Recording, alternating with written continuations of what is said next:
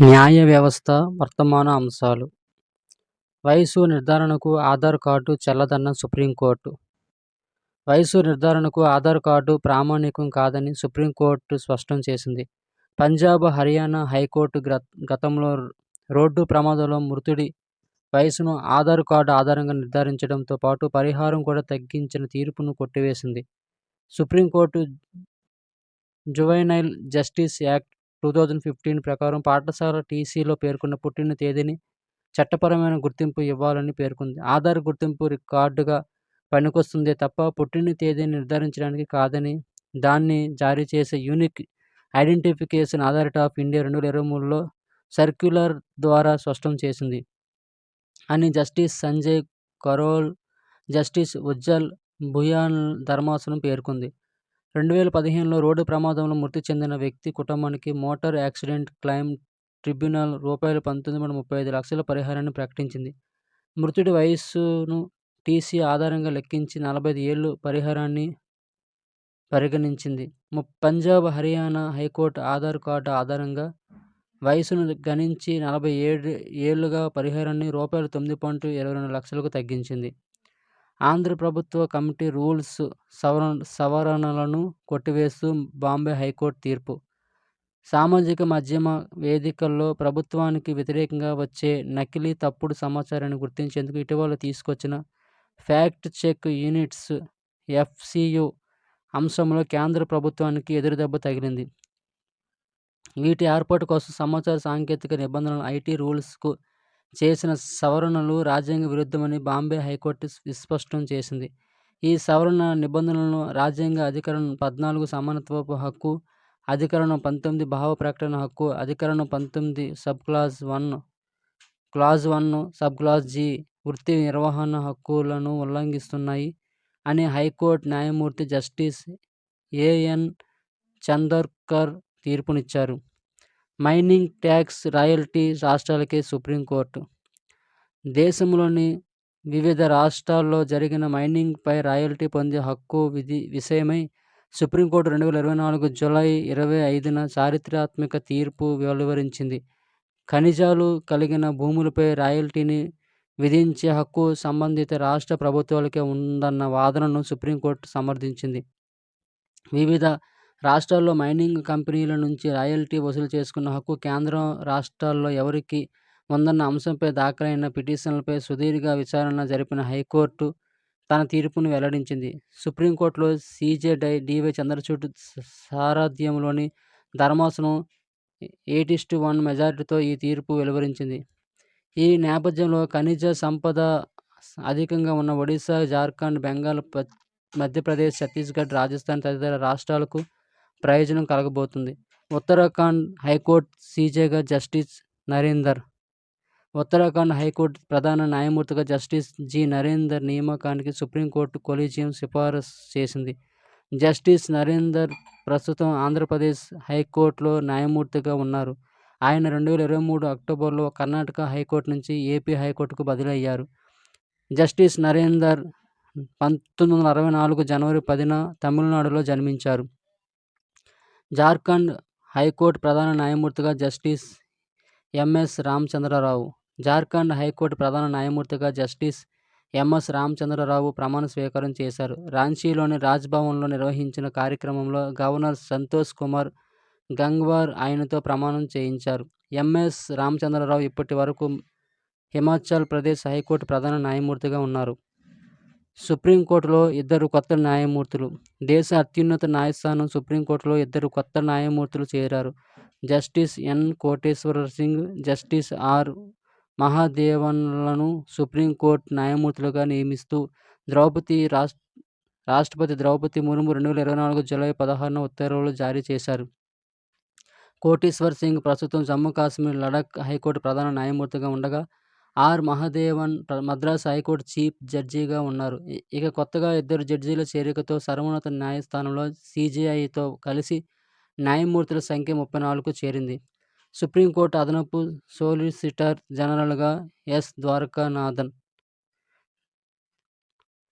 Supreme court అదనపు solicitor జనరల్గా హైదరాబాద్ శ్రీనగర్ కాలనీకి నివాసి హైకోర్టు సీనియర్ న్యాయవాది ఎస్. ద్వారకానాథ్ నియమితులయ్యారు. 3 ఏళ్ల పాటు ఆయన ఈ పదవిలో కొనసాగుతారు.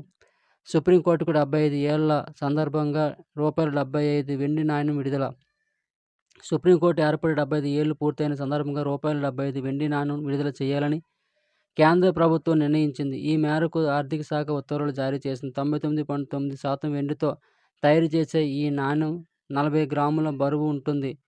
ఒకవైపు అశోక స్తూపం, మరోవైపు సుప్రీంకోర్టు చిత్రాలు ఉంటాయి. కాలుష్యరహిత పర్యావరణం పౌరుల ప్రాథమిక హక్కు. సుప్రీంకోర్టు పంజాబ్, హర్యానాలో పంట వ్యర్థాల దహనంతో దేశ రాజధాని ఢిల్లీలో గాలి నాణ్యత గణనీయంగా పడిపోతున్న వేళ సుప్రీంకోర్టు తీవ్రంగా స్పందించింది. పర్యావరణ పరిరక్షణ చట్టాలను సవరణ ద్వారా నిర్వీర్యం చేశారంటూ కేంద్ర ప్రభుత్వంపై మండిపడింది. కాలుష్యరహిత పర్యావరణంలో జీవించడం ప్రతి భారతీయుడి ప్రాథమిక హక్కు అని ఉద్ఘాటించింది. పంట వ్యర్థాలను తగలబెట్టే వారిపై కేసుల విషయంలో కోర్టు ఉత్తర్వులను అమలు చేయడం లేదంటూ పంజాబ్, హర్యానా ప్రభుత్వాలపైన సర్వోన్నత న్యాయస్థానం ఆగ్రహం వ్యక్తం చేసింది. దేశ రాజధాని ప్రాంతం, దానికి ఆనుకుని ఉన్న ప్రాంతాల కోసం గాలి నాణ్యత నిర్వహణ కమిషన్ చట్టం 2021ను రూపొందించినప్పటికీ దాని అమలుకు అవసరమైన యంత్రాంగాన్ని ఏర్పాటు చేయకపోవడంపై అసహనం వ్యక్తం చేసింది. ఢిల్లీ, దాని చుట్టుపక్కల ప్రాంతాల్లో వాయు కాలుష్యాన్ని అరికట్టేందుకు ఆదేశాలు జారీ చేయాలంటూ 1985లో ఎంసీ మెహతా దాఖలు చేసిన పిటిషన్పై విచారణ సందర్భంగా justice Abhay S. Oka, justice Ahsanuddin Amanullah, justice Augustine George Masih ధర్మాసనం ఈ మేరకు కీలక వ్యాఖ్యలు చేసింది. సవరణ ద్వారా పర్యావరణ పరిరక్షణ చట్టంలోని సెక్షన్ 15 కోరాలను కేంద్రం పీకేసిందని పేర్కొంది. బాల్య వివాహాల నిరోధానికి జిల్లాతో ప్రత్యేక అధికారి.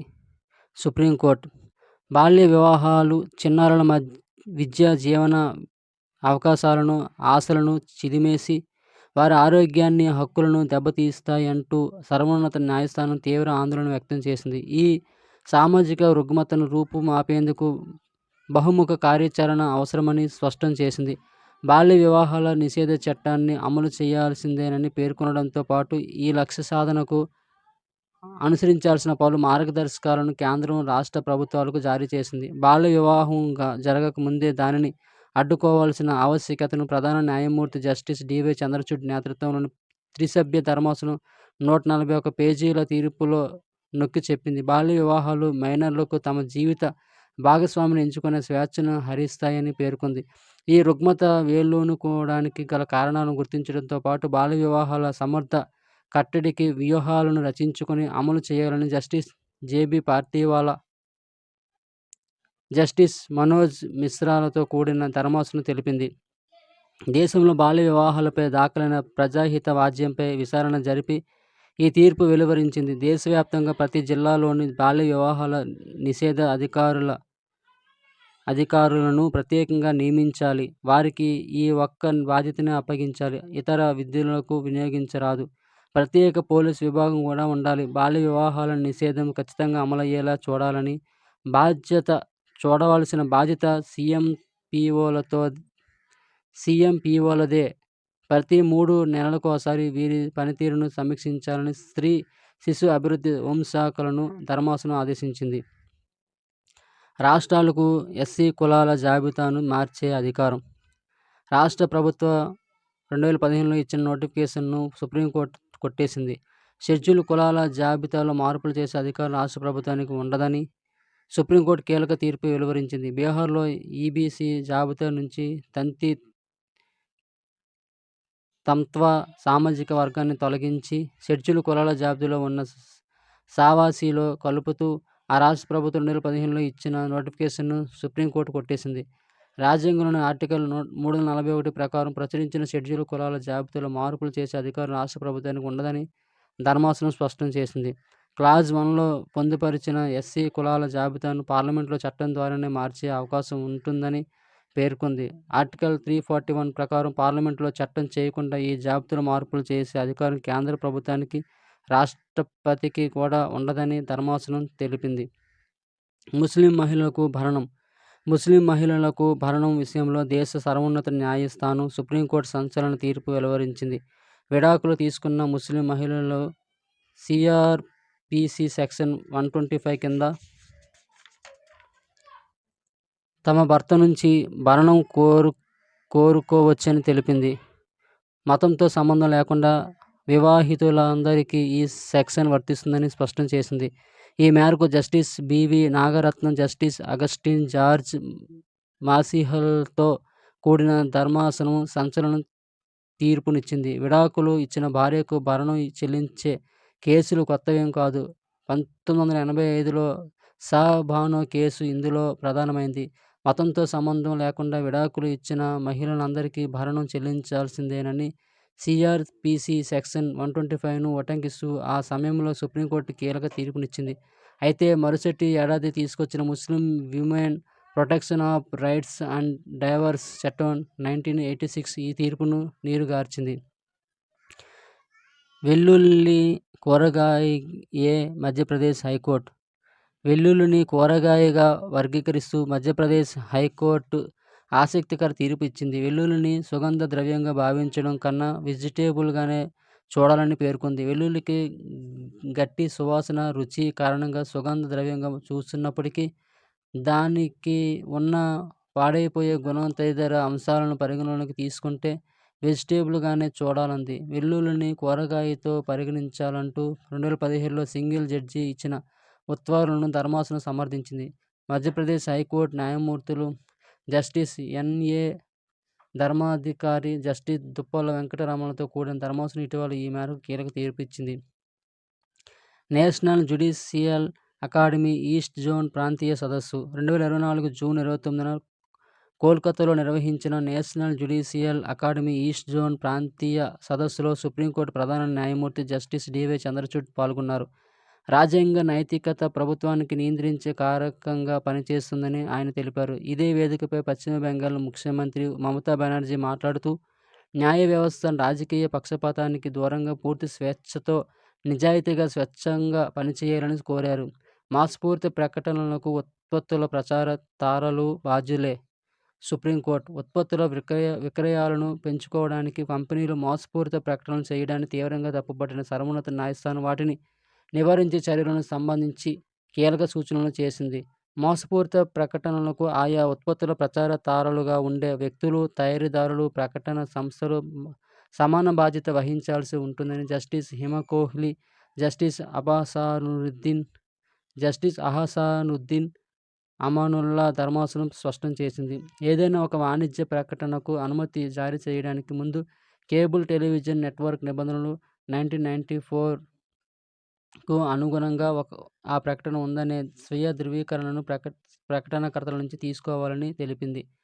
వీక్షకుల నైతికత, గౌరవం, మతపరమైన భావనలకు భంగం కలిగించని విధంగా చట్ట నిబంధనలకు అనుగుణంగా ప్రకటనలు ఉండాలని కేబుల్ సర్వీస్ చట్ట నిబంధనలు చెబుతున్నాయి. ప్రకటనకర్తల స్వీయ ధృవీకరణ పత్రాన్ని సమాచార ప్రసార శాఖ నియంత్రణలోని బ్రాడ్కాస్ట్ సేవ పోర్టల్లో అప్లోడ్ చేయాలని తెలిపింది. ప్రింట్ మీడియాలో ప్రచురితమయ్యే ప్రకటనల స్వీయ ధృవీకరణ పత్రాల కోసం 4 వారాల్లోగా పోర్టల్ రూపొందించాలని పేర్కొంది. వివిధ ప్రభుత్వ శాఖలు కూడా తమ పరిధిలోకి వచ్చే ఉత్పత్తులపై వినియోగదారుల ఫిర్యాదులను స్వీకరించడానికి, వాటిని హేతుబద్ధంగా పరిష్కరించడానికి తగిన ఏర్పాట్లు చేయాలని ధర్మాసనం ఆదేశించింది. ఉత్పత్తుల విక్రయాలను ప్రోత్సహించుకోవడం కోసం ధనాన్ని వెచ్చించి ఇస్తున్న ప్రకటనలను పత్రికా స్వేచ్ఛతో ముడిపెట్టలేమని ధర్మాసనం అభిప్రాయపడింది. గౌరవంగా జీవించే హక్కుకు వృద్ధాప్యం, అనారోగ్యం అడ్డు కారాదు. ఢిల్లీ హైకోర్టు వృద్ధాప్యం, అనారోగ్యం వంటివి ఒక వ్యక్తి ఉపాధికి, గౌరవంగా జీవించే హక్కుకు అడ్డు కారాదని ఢిల్లీ హైకోర్టు వ్యాఖ్యానించింది. యజమాని వ్యాపారం చేసుకోవడానికి వీలుగా ఇప్పటికే అక్కడ అద్దెకుంటున్న వ్యక్తిని ఖాళీ చేయాలంటూ అడిషనల్ రెంట్ కంట్రోలర్ ఏఆర్సీ ఇచ్చిన ఆదేశాలను న్యాయస్థానం సమర్థించింది. ఢిల్లీలోని పహడ్గంజ్ ప్రాంతానికి చెందిన ఓ వ్యక్తి తన దుకాణాన్ని మరో వ్యక్తికి అద్దెకి ఇచ్చారు. ఇప్పుడు తానే వ్యాపారం చేసుకోవడానికి ఆ దుకాణం ఖాళీ చేయాలని యజమాని కోరగా అద్దెకుంటున్న వ్యక్తి వ్యతిరేకించాడు. యజమానికి అనుకూలంగా ఏఆర్సీ ఇచ్చిన తీర్పు ఉత్తర్వులు ఢిల్లీ హైకోర్టులో సవాలు చేశాడు. వృద్ధుడైన తన యజమాని అనారోగ్యంతో బాధపడుతున్నందున ఏ వ్యాపారం చేయలేరని పేర్కొన్నారు. ఆయనను కుమారుడు బాగానే చూసుకుంటున్నారని కోర్టుకు నివేదించారు. ఈ వాదనలను న్యాయస్థానం తోసిపుచ్చింది. ప్రతి వాది అనారోగ్యం కారణంగా వ్యాపారం చేయలేరేమో అనే ఊహాజనిత వాదనను పరిగణనలోకి తీసుకోబోమంటూ ఏఆర్సీ ఉత్తర్వులను సమర్థిస్తూ ఆదేశాలు జారీ చేసింది. ప్రభుత్వ నిర్ణయాన్ని విమర్శించే హక్కు ప్రతి పౌరుడికి ఉంది. సుప్రీంకోర్టు ప్రభుత్వ నిర్ణయాన్ని విమర్శించే హక్కు ప్రతి పౌరుడికి ఉంటుందని సుప్రీంకోర్టు స్పష్టం చేసింది. ఇతర దేశాల స్వతంత్ర దినోత్సవాల సందర్భంగా ఆ దేశాల పౌరులకు శుభాకాంక్షలు చెప్పడం తప్పేమీ కాదని తేల్చి చెప్పింది. ఆర్టికల్ 370 రద్దును విమర్శిస్తూ వాట్సాప్ స్టేటస్ పెట్టుకున్న ప్రొఫెసర్పై నమోదు చేసిన ఎఫ్ఐఆర్ను కొట్టేస్తూ అత్యున్నత న్యాయస్థానం ఈ వ్యాఖ్యలు చేసింది. మహారాష్ట్రకు చెందిన ప్రొఫెసర్ జావేద్ అహ్మద్ హజమ్ ఆర్టికల్ 370 రద్దును విమర్శిస్తూ ఆగస్టు 5ను జమ్మూ కాశ్మీర్కు బ్లాక్ డేగా పేర్కొన్నారు. ఆగస్టు 14న పాకిస్తాన్కు స్వతంత్ర దినోత్సవ శుభాకాంక్షలు అంటూ వాట్సాప్ స్టేటస్ పెట్టుకున్నారు.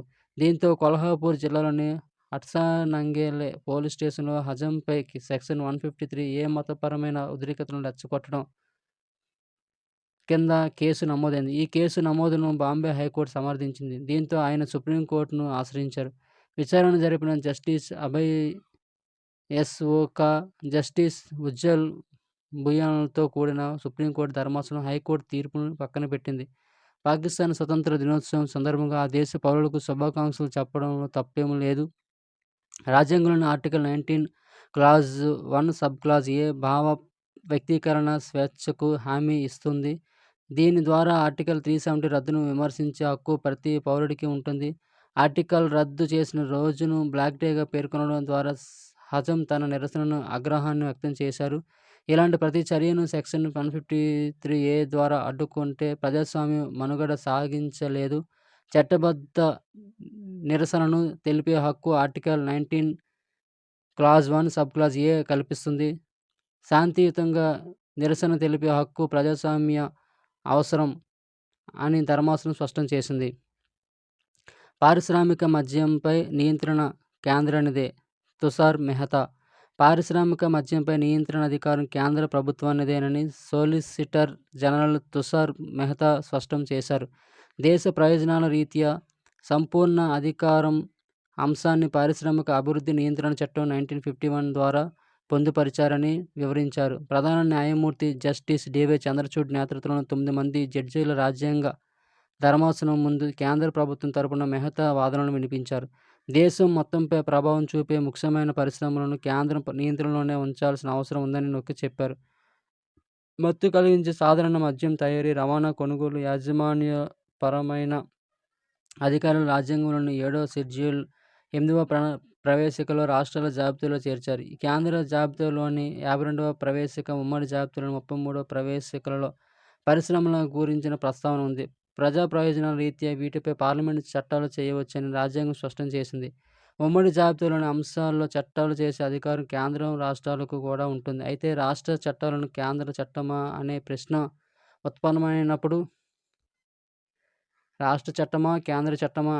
ఉత్పన్నమైనప్పుడు కేంద్ర శాసనమే చెల్లుబాటు అవుతుందని సోలిసిటర్ జనరల్ వివరించారు. ప్రస్తుత ధర్మాసనంలో సీజే జస్టిస్ డివై చంద్రచూడ్తో పాటు justice Hrishikesh Roy, justice Abhay S Oka, justice BV Nagarathna, justice JB Pardiwala, justice Manoj Mishra, justice Ujjal Bhuyan, justice Satish Chandra Sharma, justice Augustine George Masih సభ్యులుగా ఉన్నారు. 7 సభ్యుల సుప్రీంకోర్టు ధర్మాసనం 1997లో రాష్ట్రాలకు వ్యతిరేకంగా తీర్పునివ్వడంతో దానిని సవాల్ చేస్తూ దాఖలైన పలు పిటిషన్లు 2010తో 9 మంది సభ్యుల ధర్మాసనం ముందుకు వచ్చాయి. జ్ఞానవాపిలో పూజల కొనసాగింపునకు సుప్రీం అనుమతి. వారణాసిలోని జ్ఞానవాపి మసీదు ప్రాంగణ లోపలి భాగాల్లో హిందువులు, ముస్లింల మత సంబంధ క్రతువులు ఎలాంటి ఆటంకం లేకుండా కొనసాగుతున్నాయని సర్వోన్నత న్యాయస్థానం అభిప్రాయపడింది. వీటిని యథాతథంగా కొనసాగించుకోవచ్చని తెలిపింది. జ్ఞానవాపి మసీదు దక్షిణ నేలమాళిగలో ఇటీవల అనుమతించిన హిందువుల పూజలను నిలిపివేసేలా స్టే ఉత్తర్వులను ఇవ్వాలన్న అభ్యర్థనను తోసిపుచ్చుతూ ఈ వ్యాఖ్యలు చేసింది. జ్ఞానవాపి మసీదులో శాస్త్రీయ సర్వేకు అలహాబాద్ హైకోర్టు అనుమతి. ఉత్తరప్రదేశ్‌లోని వారణాసిలోని కాశీ విశ్వనాథుని ఆలయ సమీపంలోని జ్ఞానవాపి మసీదులో శాస్త్రీయ సర్వేకు అలహాబాద్ హైకోర్టు 2023 ఆగస్టు 3న అనుమతించింది. ఈ మసీదును హిందూ ఆలయంపై నిర్మించారో లేదో తేల్చాలని 2023 జూలై 21న వారణాసి జిల్లా కోర్టు భారత పురావస్తు విభాగంకి ఇచ్చిన ఆదేశాలను అలహాబాద్ హైకోర్టు సమర్థించింది. మదర్సా ఎడ్యుకేషన్ యాక్ట్ రాజ్యాంగ విరుద్ధం. Allahabad high court. Allahabad high court Lucknow bench UP board of madrasa education act 2004 రాజ్యాంగ విరుద్ధమని ప్రకటించింది. ఈ చట్టం సెక్యులరిజం సూత్రాన్ని ఉల్లంఘిస్తుందని, అలాగే రాజ్యాంగంలోని ఆర్టికల్ 14, 21, 21 క్లాజ్ ఏతో సహా పలు ఆర్టికల్స్ను ఉల్లంఘించిందని కోర్టు పేర్కొంది. అదనంగా ఈ చట్టం యూనివర్సిటీ గ్రాంట్ కమిషన్ చట్టం 1956లోని సెక్షన్ 22కి కూడా విరుద్ధమని కోర్టు గుర్తించింది. ఈ తీర్పును జస్టిస్ వివేక్ చౌదరి, జస్టిస్ సుభాష్ విద్యార్థితో కూడిన డివిజన్ బెంచ్ జారీ చేసింది. ఈ పిటిషన్‌కు న్యాయవాది అన్సుమాన్ సింగ్ రాథోడ్ దాఖలు చేశారు. ఈ పిటిషన్‌ను న్యాయవాది అన్సుమాన్ సింగ్ రాథోడ్ దాఖలు చేశారు. మదర్సా విద్యార్థులకు రెగ్యులర్ విద్య. మదర్సా ఇస్లామిక్ సెమినరీలులో చేరిన విద్యార్థులకు రెగ్యులర్ పాఠశాల విద్యను అందించాలని ఉత్తరప్రదేశ్ ప్రభుత్వాన్ని కోర్టు ఆదేశించింది. ఈ విద్యార్థులకు రాష్ట్రంలోని ప్రాథమిక, ఉన్నత పాఠశాల, ఇంటర్మీడియట్ విద్యా బోర్డులలో వసతి కల్పించాలని తీర్పుని పేర్కొంది. ఫ్యాక్ట్ చెకింగ్ యూనిట్పై సుప్రీం స్టే. కేంద్ర ప్రభుత్వం ఏర్పాటు చేయాలనుకున్న ఫ్యాక్ట్ చెకింగ్ యూనిట్పై సుప్రీంకోర్టు స్టే విధించింది. కేంద్ర ప్రభుత్వం ఇన్ఫర్మేషన్ టెక్నాలజీ రూల్స్ 2021లో సవరణలు చేస్తూ ప్రెస్ ఇన్ఫర్మేషన్ బ్యూరో (పిఐబి) ఆధ్వర్యంలో ఫ్యాక్ట్ చెకింగ్ యూనిట్ను ఏర్పాటు చేయాలని నిర్ణయించింది. ఈ యూనిట్ ప్రభుత్వంపై వచ్చే తప్పుడు వార్తలను, ఆన్లైన్లో నకిలీ కంటెంట్ను గుర్తించి ఫ్లాగ్ చేస్తుంది. ఈ నిర్ణయానికి వ్యతిరేకంగా ఎడిటర్ గిల్డ్ ఇండియాతో పాటు పలువురు బాంబే హైకోర్టు పిటిషన్లు దాఖలు చేశారు. ఈ యూనిట్ ఏర్పాటు భావ వ్యక్తీకరణ స్వేచ్ఛకు భంగం కలిగిస్తుందని వారు వాదించారు. ఈ తీర్పును సవాల్ చేస్తూ పిటిషనర్ సుప్రీంకోర్టును ఆశ్రయించారు. సుప్రీంకోర్టు ప్రధాన న్యాయమూర్తి జస్టిస్ డి.వై. చంద్రచూడ్ నేతృత్వంలోని ధర్మాసనం ఈ పిటిషన్లను విచారించి మార్చి 21న తీర్పు వెలువరించింది. హైకోర్టు తీర్పును తోసిపుచ్చిన సుప్రీంకోర్టు ఫ్యాక్ట్ చెకింగ్ యూనిట్ ఏర్పాటుపై స్టే విధించింది.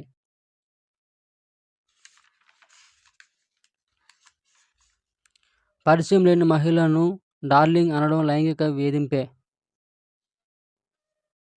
కలకత్తా హైకోర్టు. పరిచయం లేని మహిళను డార్లింగ్ అని పిలవడం లైంగిక వేధింపేనని కలకత్తా హైకోర్టు స్పష్టం చేసింది. ఈ మేరకు పోర్ట్ బ్లెయిర్ బెంచ్ న్యాయమూర్తి జస్టిస్ జె. సేన్గుప్తా తీర్పు వెలువరించారు. గత ఏడాది అండమాన్ నికోబార్లో ఓ మహిళా కానిస్టేబుల్ను ఉద్దేశించి మద్యం మత్తులో ఉన్న జనక్ రామ్ అనే వ్యక్తి డార్లింగ్ అని పిలిచి అసభ్యంగా ప్రవర్తించాడు. ఆ మహిళా కానిస్టేబుల్ ఫిర్యాదుతో కేసు నమోదు చేశారు. విచారణ జరిపిన north middle Andaman first class court అతడిని దోషిగా తేల్చి 3 నెలల జైలు శిక్ష విధించింది. నిందితుడు కలకత్తా హైకోర్టులో పిటిషన్ దాఖలు చేశాడు. విచారణ జరిపిన జస్టిస్ జె. సేన్గుప్తా ధర్మాసనం ఫస్ట్ క్లాస్ కోర్టు తీర్పును సమర్థించింది. సందేశ్ ఖాళీ ప్రధాన నిందితుడు షాజహాన్ షేక్ అరెస్ట్ చేయండి. కలకత్తా హైకోర్టు. పశ్చిమ బెంగాల్లోని సందేశ్ ఖాళీలో మహిళలపై లైంగిక వేధింపులు, గిరిజనుల భూముల ఆక్రమణ ఆరోపణలను ఎదుర్కొంటున్న ప్రధాన నిందితుడు షాజహాన్ షేక్ను పోలీసులు అరెస్టు చేయవచ్చని కలకత్తా హైకోర్టు ధర్మాసనం తెలిపింది. అతనిపై చర్యలను అడ్డుకునే స్టే ఆదేశాలేవీ తామియ్యలేదని విస్పష్టం చేసింది. హైకోర్టు సుమోటోగా చేపట్టిన ఈ కేసులో తృణమూల్ కాంగ్రెస్ నేత Shahjahan Sheikh enforcement directorate, ED, CBI, రాష్ట్ర హోంశాఖ కార్యదర్శులను కక్షిదారులుగా ఇంప్లీడ్ కావాలని ఆదేశించింది. ప్రధాన న్యాయమూర్తి justice TS. Sivagnanam, justice Hiranmay చట్టాచార్య, జస్టిస్ హిరణ్మయి భట్టాచార్య సభ్యులుగా ఉన్న ధర్మాసనం విచారణ సందర్భంగా ఈ మేరకు ఉత్తర్వులిచ్చింది. సిజేఐ ధర్మాసనంలో సభ్యురాలిగా ICJ judge Hilary Charlesworth. భారత్ పర్యటనలో ఉన్న అంతర్జాతీయ న్యాయస్థానం ICJ judge justice Hilary Charlesworth, CJI justice DY. Chandrachud నేతృత్వంలోని ధర్మాసనంలో కొద్ది సమయం పాటు ఆసీనులయ్యారు. కేసుల విచారణ తీర్పును ఆమె వీక్షించారు. ఈ సందర్భంగా జస్టిస్ చంద్రచూడ్ మాట్లాడుతూ జస్టిస్ హిలరీ న్యాయకోవిదురాలని ప్రశంసించారు. సుప్రీంకోర్టు న్యాయమూర్తిగా జస్టిస్ ప్రసన్న బాలచంద్ర సుప్రీంకోర్టు న్యాయమూర్తిగా జస్టిస్ ప్రసన్న బాలచంద్ర వరాలే ప్రమాణ స్వీకారం చేశారు. సర్వోన్నత న్యాయస్థానంలోని కోర్టు నంబర్ 1లో ప్రధాన న్యాయమూర్తి జస్టిస్ డివై చంద్రచూడ్ ఆయన చేత ప్రమాణ స్వీకారం చేయించారు. జస్టిస్ వరాలే బాధ్యతల స్వీకారంతో సుప్రీంకోర్టు న్యాయమూర్తుల సంఖ్య పూర్తి స్థాయిలో 34కి చేరింది. తొలి రోజు ఆయన జస్టిస్ సంజీవ్ ఖన్నా, జస్టిస్ దీపాంకర్ దత్తతో కలిసి విధి నిర్వహణలో పాల్గొన్నారు. కుమార్తెలు మరణించిన వారి పిల్లలకు పిత్రార్జిత ఆస్తిలో హక్కు కర్ణాటక హైకోర్టు.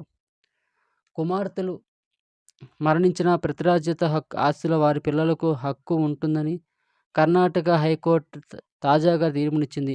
తమ తోబుట్టువులు చనిపోయారని వారికి గాని వారి సంబంధికులకు గాని ఆస్తిలో భాగమెందుకు ఇవ్వాలంటూ మధ్య కర్ణాటకలోని నరగుందకు చెందిన చెన్నబసప్ప హోసమఠ హైకోర్టులో దాఖలు చేసిన పిటిషన్ న్యాయవాది జస్టిస్ సచిన్ శంకర్ మగధం తోసిపుచ్చారు. పిత్రార్జిత ఆస్తిలో హక్కు అనేది కుమార్తె కుమారుడికి పుట్టుకతోనే వస్తుంది. కుమారుడు చనిపోయిన తర్వాత ఆస్తిని వారసులకు, పిత్రార్జిత ఆస్తిలో హక్కు తరహాలోనే కుమార్తెలకు ఉంటుంది. రాజ్యాంగ సమానత్వ సూత్రాలను న్యాయస్థానాలు కాపాడుతూ లింగ వివక్ష లేకుండా చూడాలి అని న్యాయమూర్తి స్పష్టం చేశారు. ఆత్మగౌరవం వివాహాల చెల్లుబాటుపై సుప్రీం తీర్పు. హిందూ వివాహ చట్టం యొక్క సెక్షన్ 7 క్లాజ్ ఏ ప్రకారం న్యాయవాదులు ఆత్మగౌరవం వివాహాలను జరుపుకోవచ్చని పేర్కొంటూ 2014లో మద్రాసు హైకోర్టు ఇచ్చిన తీర్పును భారత సుప్రీంకోర్టు ఇటీవలే నిర్ణయం తోసిపుచ్చింది.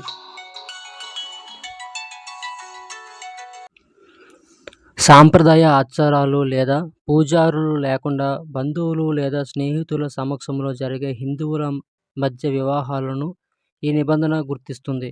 ఈ చట్టపరమైన గుర్తింపు వివాహాలను సరళీకృతం చేయడానికి, పూజారులు మరియు సాంప్రదాయ పద్ధతుల అవసరాన్ని తొలగిస్తూ తమిళనాడు ప్రభుత్వం చేసిన సవరణకు అనుగుణంగా ఉంటుంది.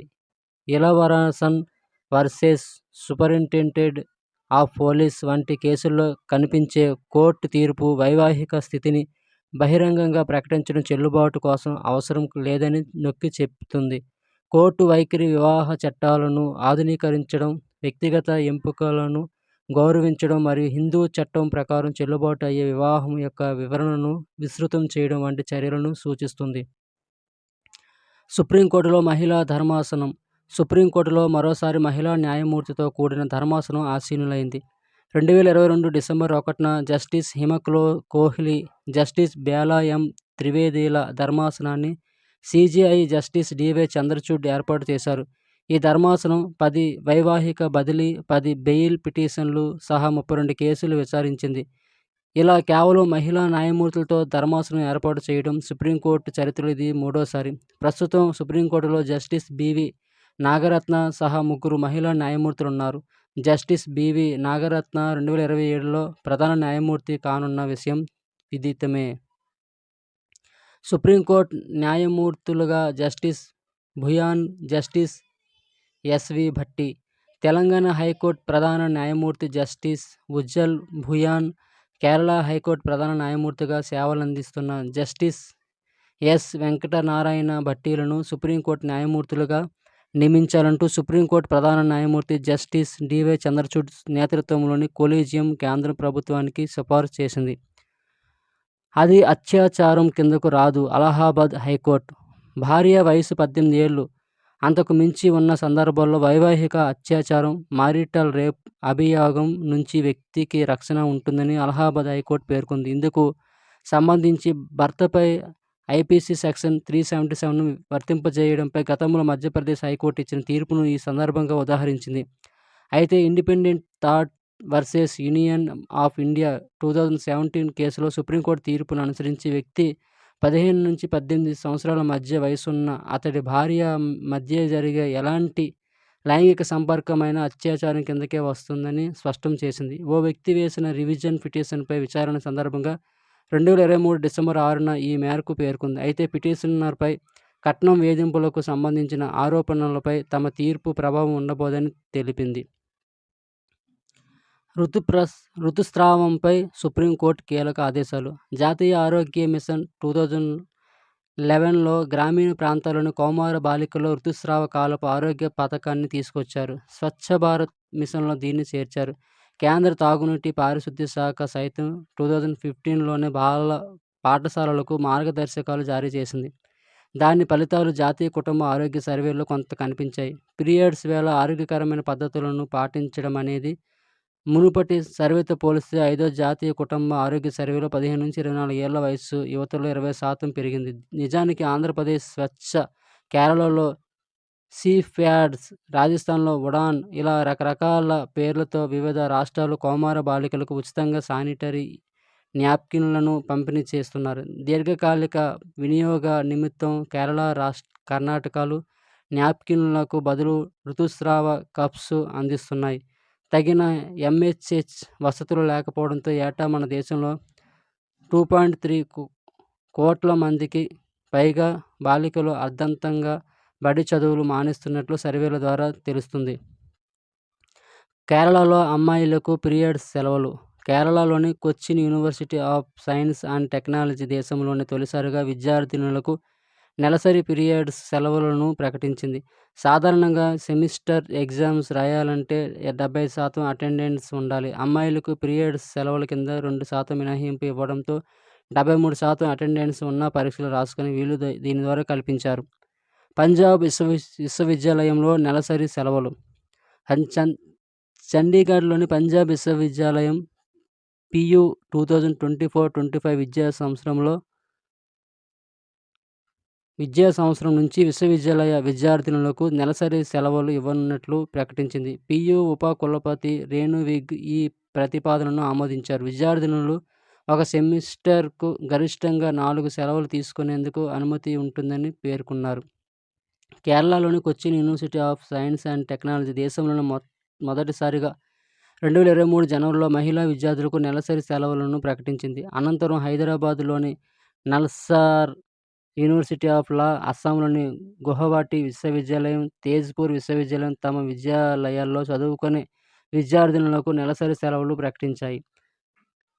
షాహీ ఈద్గా మసీద్ సర్వేపై స్టే నిరాకరించిన సుప్రీం. మథురలోని షాహీ ఈద్గా మసీద్ సర్వేకు అనుమతిస్తూ అలహాబాద్ హైకోర్టు ఇచ్చిన తీర్పులపై స్టే ఇచ్చేందుకు 2023 డిసెంబర్ 15న సుప్రీంకోర్టు నిరాకరించింది. ఈ మసీదు శ్రీకృష్ణుని జన్మస్థానంగా భావించబడే ప్రదేశంలో ఉంది. స్వలింగ వివాహాల చట్టబద్ధతను నిరాకరించిన సుప్రీం. స్వలింగ వివాహాలపై సుప్రీంకోర్టు కీలక తీర్పు వెలువరించింది. ప్రత్యేక వివాహాల చట్టం ప్రకారం అలాంటి వివాహాలకు చట్టబద్ధతను కల్పించేందుకు నిరాకరించింది. అది న్యాయస్థానానికి సంబంధించింది కాదు, పార్లమెంటు పరిధిలోని అంశం. కోర్టులు చట్టాలు చేయవు, వాటి నుంచి చెడులను బేరీజు వేస్తాయంతే అని పేర్కొంది. CJI జస్టిస్ DY చంద్రచూడ్ సారథ్యంలోని 5 న్యాయమూర్తుల రాజ్యాంగ ధర్మాసనం ఈ మేరకు ఏకగ్రీవ తీర్పు వెలువరించింది. అయితే స్వలింగ సంపర్కులకు పెళ్లాడే స్వేచ్ఛ హక్కు ఉంటాయని స్పష్టం చేసింది. గౌహతి హైకోర్టు 70వ వార్షికోత్సవం. 2023 ఏప్రిల్ 14న అస్సాంలో గౌహతి హైకోర్టు 70వ వార్షికోత్సవ ముగింపు సభలో మోదీ ప్రసంగించారు. దేశంలో తొలి డిజిటల్ కోర్టు ప్రారంభం. దేశంలో మొదటిసారి కాగితపు రహిత డిజిటల్ న్యాయస్థానం మహారాష్ట్రలో అందుబాటులోకి వచ్చింది. నవీ ముంబైలోని వాసి కోర్టు ఈ విశిష్టతను సొంతం చేసుకుంది. IT చట్టం సెక్షన్ 66A కింద ప్రాసిక్యూట్ చేయరాదు. సమాచార సాంకేతిక చట్టం ఇన్ఫర్మేషన్ టెక్నాలజీ యాక్ట్ 2000లోని సెక్షన్ 66A రాజ్యాంగ విరుద్ధమని 2015లో శ్రేయా సింఘాల్ కేసులో సుప్రీంకోర్టు ప్రకటించినందున ఆ సెక్షన్ కింద దేశ పౌరులను ప్రాసిక్యూట్ చేయడానికి వీల్లేదని సర్వోన్నత న్యాయస్థానం స్పష్టం చేసింది. ఇప్పటికే పెండింగ్లో ఉన్న అన్ని కేసుల్లో 66A సెక్షన్ను తొలగించాలని అన్ని రాష్ట్రాల DGPలు, హోంశాఖ కార్యదర్శులను ఆదేశించింది. కంప్యూటర్ లేదా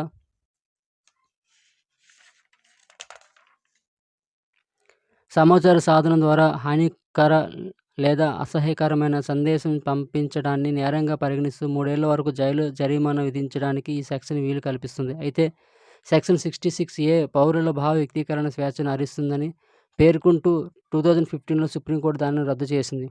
పదోన్నతిలో దివ్యాంగులకు 4% రిజర్వేషన్. వికలాంగుల హక్కుల చట్టంలోని సెక్షన్ 34ను అనుసరించి ప్రభుత్వ విభాగాల్లో నిర్దేశిత వైకల్యమున్న ఉద్యోగులకు, పీడబ్ల్యూబీడీలకు రిజర్వేషన్లు కల్పిస్తూ మార్గదర్శకాలు జారీ చేయాలని సుప్రీంకోర్టు 2021 సెప్టెంబర్లో కేంద్రాన్ని ఆదేశించింది. ఈ మేరకు గ్రూప్ సి నుంచి గ్రూప్ బి నుంచి దానికంటే దిగువ స్థాయి వరకు ఉన్న కేడర్లలోని మొత్తం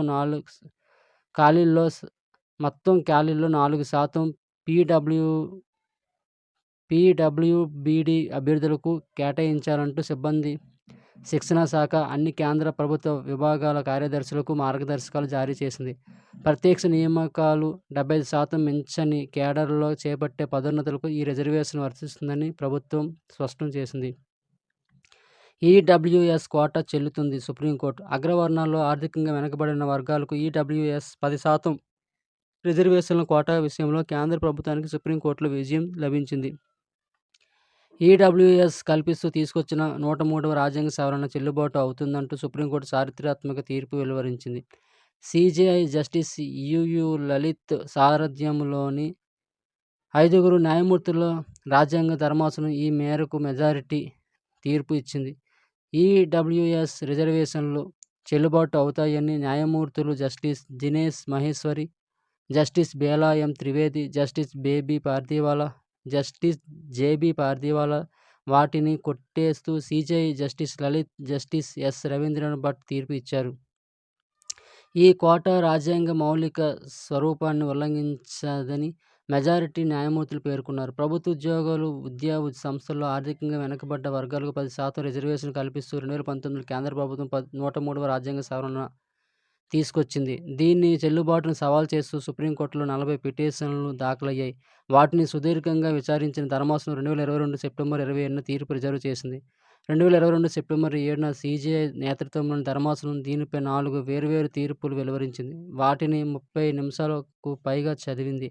జస్టిస్ దినేష్ మహేశ్వరి ఈ తీర్పును చదివారు. జస్టిస్ రవీంద్ర భట్ తీర్పుతో ఏకీభవిస్తున్నట్లు సిజేఐ లలిత్ పేర్కొన్నారు. ఈ ఫైలింగ్ 2.0 ప్రారంభం. సుప్రీంకోర్టు ప్రాంగణంలో ఈ ఫైలింగ్ 2.0 సదుపాయాన్ని సిజేఐ జస్టిస్ డివై చంద్రచూడ్ 2023 మే 12న ప్రారంభించారు. ఈ ఫైలింగ్ సాఫ్ట్వేర్ ద్వారా కేసులు ఫైల్ చేయడంతో పాటు తర్వాత వాటి స్థితిగతులను, ఇతర కోర్టులు, ట్రిబ్యునల్లో ఉన్న కేసుల స్టేటస్ను సైతం తెలుసుకోవచ్చని వెల్లడించారు. దేశంలోని తొలి బధిర మహిళా అడ్వకేట్గా సారా సన్నీ. భారతదేశ తొలి బధిర మహిళా అడ్వకేట్ సారా సన్నీ 2023 సెప్టెంబర్ 22న సుప్రీంకోర్టులో సైన్ లాంగ్వేజ్లో వాదన వినిపించింది.